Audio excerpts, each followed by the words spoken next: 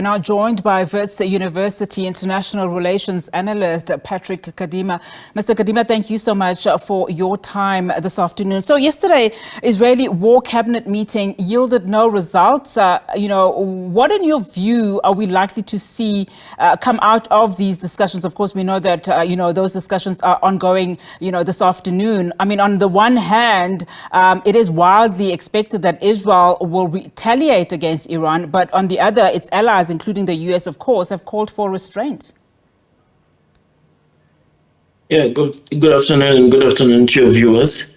So the situation currently that's taking place in the Middle East is of international importance. It threatens peace and stability in that region. And, I cannot obviously guess what will come out from the cabinet meeting that will take place. But what I know is that, Israel's allies have called on it to exercise restraint and called on all parties involved in this matter to exercise restraint and not, lead the region into instability. I don't know how much of the interview that we had earlier you've heard with, of course, the Iranian official, but Iran says, it had to retaliate after Israel killed Iranian diplomats at its Damascus consulate earlier this month. Just given the risks posed by this war and the earlier warnings of escalation, I mean, do you think that there was enough condemnation against Israel following that particular attack in Damascus? So you see, this is the situation. There are two truths can coexist at the same time. Israel mistakenly sending missiles and mistakenly, as they allege, hitting the Iranian embassy in Syria is a violation of international law. It's very clear. The Vienna Convention on Diplomatic Relations is very clear on what on how states should treat embassies and consulars. The second thing is that there was not wide enough condemnation, to be honest, on that strike. The United Nations Security Council was quiet and nothing happened. Most of the international community just watched and turned away. Now we are faced with a situation where a sovereign state feels that their rights have been violated, the international law rights, and retaliates. At the same time as well, their retaliation is not covered in international law. It is a violation of international law what the Iranian government did in terms of retaliating. So this all shows how international law is being tested. It is being pulled back and forth, and if the international community is not very careful on on issuing out statements and trying to de-escalate situations, it will find itself in a very, very dire situation that will be very too late to solve. So I do feel that the international community did really fail to condemn those strikes at the Iranian embassy. What is concerning, of course, we know that this process and a number of other matters are sitting before the ICJ. But let's now talk about the threat to the Middle East peace process, as these geopolitical tensions in the Middle East continue to rise. I mean, at this point, how likely is it that we will see these factions and this fighting get back to the negotiating table? I mean, especially as the humanitarian crisis in Gaza continues for the Palestinians. Yeah, so this situation will really, affect the peace process.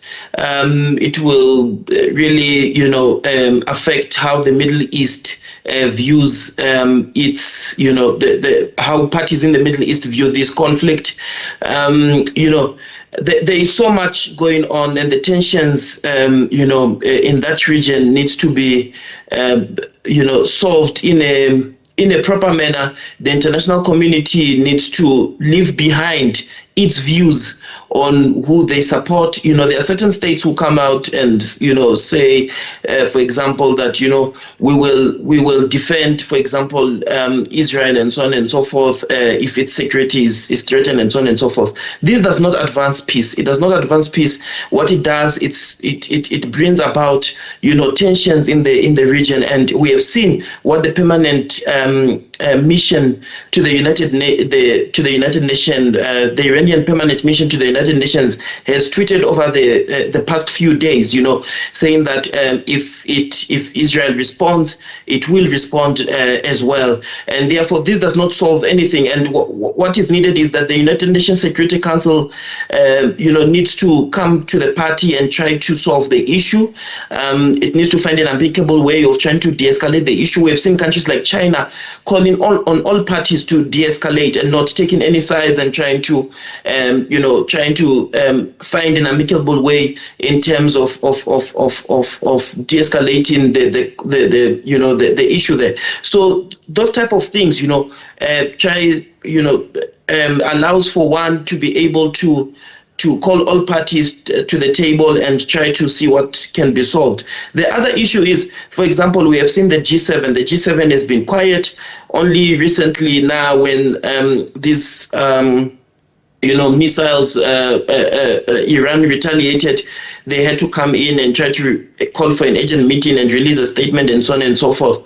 So this also does not aid the issue at hand. What needs to be done is that all the relevant bodies, all the relevant international bodies that have the power and have been bestowed the power to make sure that the threat of international peace, the threat of the region does not escalate, have to come to the party and try to solve the matter. And talking about countries that hold the power, I mean, we know, like you said, the G7 now coming forward to say a few words. African leaders also coming out to, call for de-escalation, call for restraint. But what about the United Nations? I know you briefly mentioned them, but what more can they do? What is their role here, especially as there is this concern that coming out of this meeting today, Israel might retaliate against Iran? And of course, we've heard what Iran has said. Should Israel retaliate, they will then go out in full force. Yeah.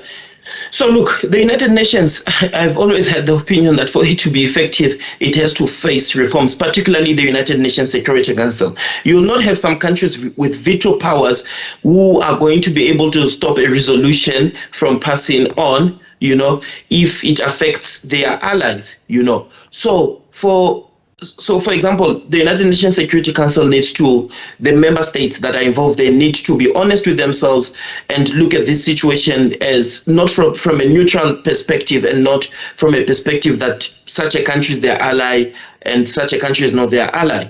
So, for example, look, Ecuador yesterday was during this Security Council meeting, went about condemning Israel's attack on